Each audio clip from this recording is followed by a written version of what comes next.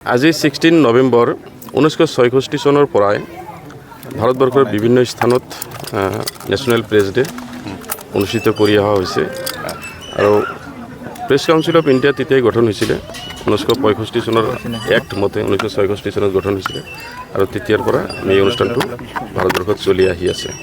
গতিকে আজি এই অনুষ্ঠানত দেশৰ বিভিন্ন স্থানত যিমান সাংবাদিকে অংশগ্ৰহণ কৰিছে মোৰ তৰফৰ পৰা বড়োলেণ্ড সাংবাদিক সন্থাৰ তৰফৰ পৰা মই সকলোকে শুভেচ্ছা জ্ঞাপন কৰিছোঁ।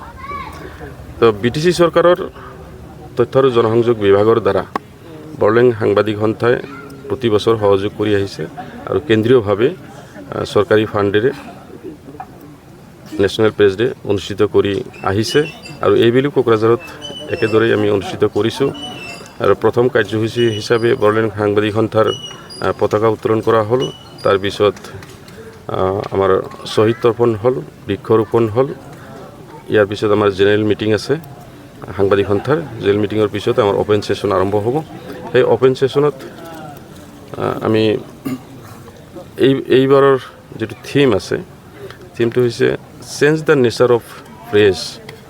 যে প্ৰেছ যে দিনে দিনে চেঞ্জ হৈ গৈ আছে, ইয়াৰ ওপৰত আমাৰ বড়োলেণ্ড ইউনিভাৰ্চিটিৰ সন্মানীয় ভাইচ চেঞ্চেলৰ BL আহুজাজী, তাৰপিছত মৃণাল তালুকদাৰ কনচাল্টিং এডিটৰ প্ৰতিদিন টাইম, ডক্টৰ জাকিৰ হুছেইন গণ অধিকাৰৰ এডিটৰ, আমাৰ কোকৰাঝাৰত আমাৰ দুগৰাকী এডিটৰ আছে লোকেল পেপাৰত।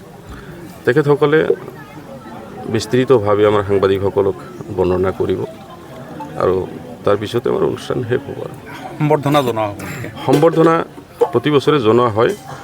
প্ৰত্যেক জিলাৰ পৰা এজনকৈ জ্যেষ্ঠ সাংবাদিকক বাছনি কৰি আমি বড়োলেণ্ড সাংবাদিক সন্থাৰ সহযোগতেই বাছনি কৰা হয় আৰু BTC চৰকাৰৰ তৰফৰ পৰা তেওঁলোকক সম্বৰ্ধনা জনোৱা হয় চৰকাৰীভাৱে। আৰু এইবেলি পেঞ্চন হোল্ডাৰ 4গৰাকী সাংবাদিককো মানে সম্বৰ্ধনা জনোৱা হ'ব। এইবাৰ আমি এটা অন্যতম কাৰ্যসূচী এইটো আমি চিন্তা কৰিছোঁ যে পেপাৰ দীৰ্ঘদিনৰ পৰা BTCৰ ভিতৰত যিমান পুৰণি বেছি দিন কৰ্মৰত পেপাৰ ডিষ্ট্ৰিবিউশ্যন কৰে ঘৰে ঘৰে, সেই ল'ৰাসকলৰ ভিতৰত বাছি আমি এজন ল'ৰাক আৰম্ভণি কৰিছোঁ প্ৰথমবাৰ। এইকাৰণে এজন ল'ৰাক কোকৰাঝাৰৰ শিৱতোষ ভাদুৰী নামৰ ল'ৰা এটাক আমি হকাৰ হিচাপে তেওঁক আমি মানে প্ৰমাণ পত্ৰসহ সম্বৰ্ধনা জ্ঞাপন কৰিম।